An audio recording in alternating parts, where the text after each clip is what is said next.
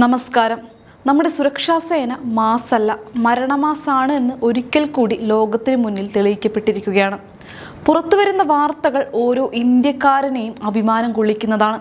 രാജ്യത്ത് വിവിധ വിഷയങ്ങളിൽ പ്രക്ഷോഭങ്ങൾ കൊടുമ്പിരി കൊണ്ടിരിക്കുന്നതിനിടയിലും ഇത്തരം ദേശവിരുദ്ധ നീക്കങ്ങളെ പുല്ലുപോലെ നേരിടാനും തകർത്തെറിയാനുമുള്ള നമ്മുടെ സുരക്ഷാ സേനയുടെയും രഹസ്യാന്വേഷണ വിഭാഗത്തിന്റെയും കഴിവ് എത്ര കണ്ട് പ്രശംസിച്ചാലും മതിയാകില്ല. രാജ്യത്തിന്റെ പല ഭാഗങ്ങളിലും അസ്വസ്ഥതകൾ പടർത്താൻ ശ്രമിക്കുന്ന കുടില ശക്തികൾക്ക് കിട്ടിയ ശക്തമായ പ്രഹരമാണിത്. വിദേശ ശക്തികളുടെ ഒത്താശയോടെ നമ്മുടെ രാജ്യത്തിന്റെ അതിർത്തി കടന്ന് അക്രമങ്ങൾ അഴിച്ചുവിടാൻ പദ്ധതിയിട്ട ഈ രാജ്യദ്രോഹികൾ ഒടുവിൽ സുരക്ഷാ സേനയുടെ പിടിയിലായിരിക്കുകയാണ്. ഇത് വെറുമൊരു സാധാരണ അറസ്റ്റല്ല, മറിച്ച് ഇന്ത്യയുടെ അഖണ്ഡത തകർക്കാൻ ലക്ഷ്യമിട്ട് നടക്കുന്ന വലിയൊരു ആഗോള ഗൂഢാലോചനയുടെ ചുരുളഴിയുന്ന സുപ്രധാന നിമിഷമാണ്. അതിർത്തിയിൽ തീ പടർത്തി ഇന്ത്യയെ ചോരക്കളമാക്കാൻ നോക്കിയ വിദേശ രാജ്യദ്രോഹികളുടെയും കൊടും ഭീകരരുടെയും ഗൂഢനീക്കങ്ങളെയാണ് നമ്മുടെ സൈന്യം ഇപ്പോൾ പൊളിച്ചടുക്കിയിരിക്കുന്നത്. രാജ്യത്തിന്റെ പരമാധികാരത്തിന് നേരെ വീണ്ടും ഒരു വിദേശ ഗൂഢാലോചന കൂടി ഇവിടെ വെളിച്ചത്ത് വരികയാണ്. നേപ്പാൾ വഴി റൂബൈദിഹ അതിർത്തിയിലൂടെ ഇന്ത്യയിലേക്ക് നുഴഞ്ഞുകയറാൻ ശ്രമിച്ച ഈ സംഘത്തെ സൈന്യം അതീവ ജാഗ്രതയോടെയാണ് വളഞ്ഞു വീഴ്ത്തിയത്. ഈ ഓപ്പറേഷൻ വിജയിപ്പിച്ച ഉത്തർപ്രദേശ് പോലീസിന്റെയും സശസ്ത്ര സീമാബൽ ഉദ്യോഗസ്ഥരുടെയും സേവനം അപാരമാണ്. യാതൊരു പഴുതും നൽകാതെ അതിർത്തികൾ കാക്കുന്ന നമ്മുടെ ഈ ജവാന്മാരുടെ ജാഗ്രതയാണ് രാജ്യത്തെ വലിയൊരു ദുരന്തത്തിൽ നിന്ന് രക്ഷിച്ചിരിക്കുന്നത്.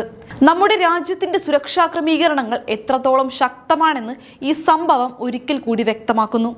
വിദേശ മണ്ണിൽ നിന്നും വന്ന് നമ്മുടെ രാജ്യത്ത് ചോരപ്പുഴ ഒഴുക്കാൻ നോക്കുന്ന ഒരുവനെയും വെറുതെ വിടില്ല എന്നതിന്റെ ഏറ്റവും വലിയ തെളിവാണിത്.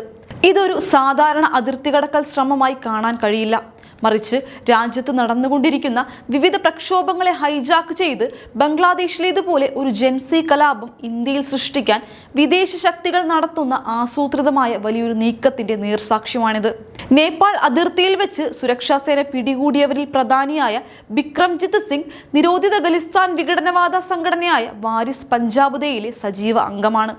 2023 ഫെബ്രുവരിയിൽ പഞ്ചാബിലെ അജ്നാല പോലീസ് സ്റ്റേഷന് നേരെ നടന്ന അക്രമത്തിലും കൊലപാതക ശ്രമത്തിലും ഉൾപ്പെട്ട് പോലീസ് പിടികിട്ടാപ്പുള്ളിയായി പ്രഖ്യാപിച്ച പ്രതിയായ ഇയാൾ നേപ്പാളിലെ കാഠ്മണ്ഡുവിൽ ഒളിവിൽ കഴിയുകയായിരുന്നു.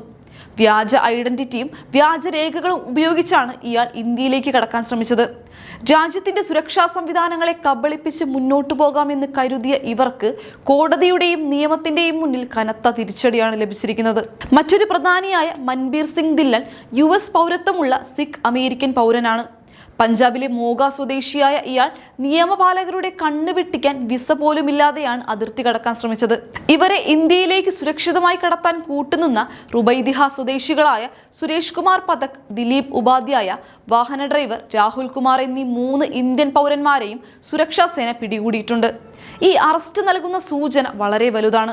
വിദേശ മണ്ണിലിരുന്ന് ഇന്ത്യയെ തകർക്കാൻ പദ്ധതിയിടുന്ന ശക്തികളും ഭീകരവാദികളും നമ്മുടെ രാജ്യത്തെ അസ്ഥിരപ്പെടുത്താൻ ഏതറ്റം വരെയും പോകും എന്നതിന്റെ തെളിവാണിത്. വിദേശ പൗരത്വത്തിന്റെ ആനുകൂല്യത്തിൽ രക്ഷപ്പെടാമെന്ന് കരുതുന്നവർക്കുള്ള ശക്തമായ സന്ദേശമാണിത്. നിയമത്തിന് മുന്നിൽ എല്ലാവരും തുല്യരാണെന്നും രാജ്യദ്രോഹികൾക്ക് മാപ്പില്ലെന്നും ഈ നടപടി വ്യക്തമാക്കുന്നു. കഴിഞ്ഞ കുറച്ചു കാലങ്ങളായി നമ്മുടെ രാജ്യത്ത് നടന്നുകൊണ്ടിരിക്കുന്ന വിദ്യാർത്ഥി പ്രതിഷേധങ്ങളെയും പ്രക്ഷോഭങ്ങളെയും കൃത്യമായി നിരീക്ഷിച്ചാൽ ഒരു കാര്യം വ്യക്തമാകും.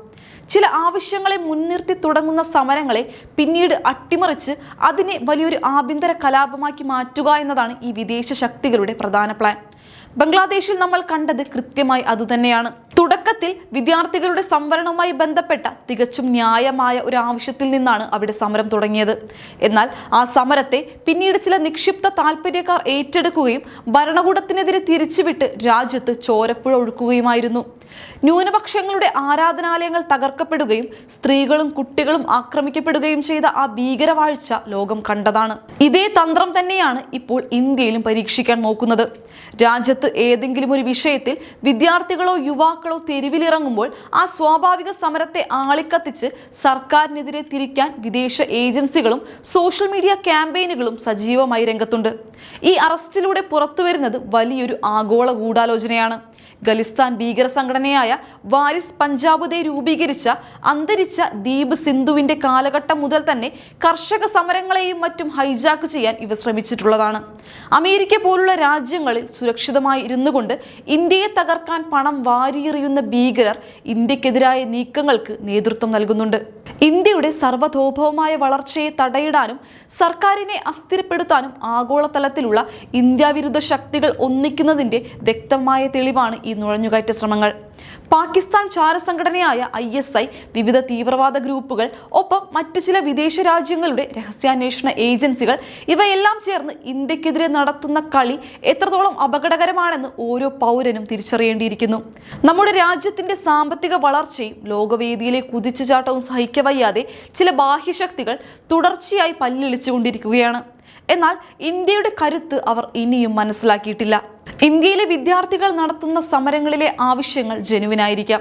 ചോദ്യപേപ്പർ ചോർച്ചയോ മറ്റ് സംവിധാനങ്ങളിലെ പിഴവുകളോ ഒക്കെ ചൂണ്ടിക്കാണിച്ചുകൊണ്ട് ന്യായമായ പ്രതിഷേധങ്ങൾ നടത്തുമ്പോൾ ആ സമരത്തിലേക്ക് പിന്തിരിപ്പന്മാരും ആയുധധാരികളും ഭീകരവാദികളും നുഴഞ്ഞുകയറാൻ ശ്രമിക്കുന്നുണ്ടോ എന്ന് ഓരോ വിദ്യാർത്ഥിയും തിരിച്ചറിയണം. നിങ്ങളുടെ ന്യായമായ ആവശ്യങ്ങളെ മുതലെടുത്ത് രാജ്യത്ത് കലാപമുണ്ടാക്കാൻ ശ്രമിക്കുന്ന ഇത്തരം വിഘടനവാദ ഗ്രൂപ്പുകളെയും തീവ്രവാദികളെയും ഒരു കാരണവശാലും നിങ്ങളുടെ സമരത്തിലേക്ക് അടുപ്പിക്കരുത്. സമരങ്ങളുടെ യഥാർത്ഥ ലക്ഷ്യം വഴിതെറ്റിച്ച് ചോരപ്പുഴ ഒഴുക്കാൻ നോക്കുന്ന കുടില ബുദ്ധിക്കാരെ തിരിച്ചറിഞ്ഞ് തന്നെ വേണം മുന്നോട്ടു പോകാൻ. ഈ രാജ്യത്തിന്റെ കെട്ടുറപ്പും ഭരണഘടനയും സൈനിക ശക്തിയും നീതിന്യായ വ്യവസ്ഥയും ലോകത്തിന് മുന്നിൽ മാതൃകയാണ്. ഇന്ത്യയെ തകർക്കാൻ നോക്കുന്ന ഏത് ദുഷ്ടശക്തിയെയും വേരോടെ പിഴുതെറിയാൻ നമ്മുടെ സുരക്ഷാ സേനയ്ക്ക് കരുത്തുണ്ട്. നമ്മുടെ രാജ്യം അതിശക്തമാണ്. ആ ശക്തിക്ക് മുന്നിൽ വിദേശ ശക്തികളുടെ ഒരു കളിയും നടക്കില്ല. രാജ്യവിരുദ്ധരുടെ ഗൂഢനീക്കങ്ങൾക്കെതിരെ ഓരോ പൗരനും അതീവ ജാഗരൂകരായി തന്നെ നിലകൊള്ളേണ്ടിയിരിക്കുന്നു. നമ്മുടെ മാതൃരാജ്യത്തിന്റെ സമാധാനവും അഖണ്ഡതയും തകർക്കാൻ ഇറങ്ങിത്തിരിക്കുന്ന ഒരു രാജ്യദ്രോഹിയെയും വെറുതെ വിടില്ലെന്ന ശക്തമായ സന്ദേശമാണ് ഈ അറസ്റ്റുകൾ നൽകുന്നത്. നിയമത്തിന്റെയും നീതിയുടെയും മുന്നിൽ ഇക്കൂട്ടർക്കൊന്നും മാപ്പുണ്ടാകില്ല. ജാഗ്രത കൈവിടാതെ നമുക്ക് നമ്മുടെ രാജ്യത്തെ സംരക്ഷിക്കണം. ഈ സംഭവവുമായി ബന്ധപ്പെട്ട് കൂടുതൽ അന്വേഷണങ്ങൾ ഇപ്പോൾ രാജ്യത്തിന്റെ വിവിധ ഭാഗങ്ങളിൽ പുരോഗമിക്കുകയാണ്. സുരക്ഷാ ഏജൻസികളുടെ നിരന്തരമായ നിരീക്ഷണം രാജ്യത്തെ വലിയൊരു അട്ടിമറി ശ്രമത്തിൽ നിന്നാണ് പരാജയപ്പെടുത്തിയിരിക്കുന്നത്.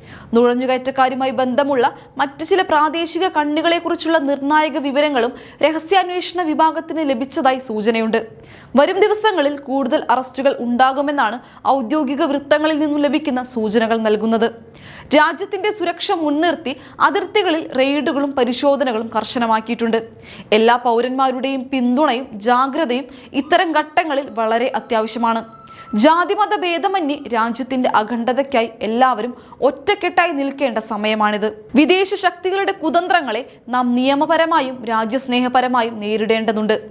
ഏത് പ്രതിസന്ധി ഘട്ടത്തിലും രാജ്യത്തിന്റെ സുരക്ഷ ഉറപ്പാക്കാൻ നമ്മുടെ സേന സജ്ജമാണെന്നത് ഓരോ ഇന്ത്യക്കാരനും വലിയ ആത്മവിശ്വാസമാണ് പകരുന്നത്. ദേശസുരക്ഷയെ ബാധിക്കുന്ന ചെറിയൊരു നീക്കത്തെയും ഇനി വെച്ചുപൊറുപ്പിക്കില്ല എന്ന വ്യക്തമായ സന്ദേശമാണ് ഭരണകൂടവും സുരക്ഷാ സേനയും ചേർന്ന് ഈ ശക്തമായ നടപടിയിലൂടെ നൽകിയിരിക്കുന്നത്. നമ്മുടെ രാജ്യത്തിന്റെ അഭിമാനം സംരക്ഷിക്കാൻ ഏതറ്റം വരെയും പോകാൻ നാം ബാധ്യസ്ഥരാണ്. ഈ സുപ്രധാന വിഷയത്തിലുള്ള നിങ്ങളുടെ വിലയേറിയ അഭിപ്രായങ്ങൾ താഴെ കമന്റ് ചെയ്യുക. മറ്റൊരു പ്രധാന വിഷയവുമായി നമുക്ക് വീണ്ടും കാണാം. നന്ദി.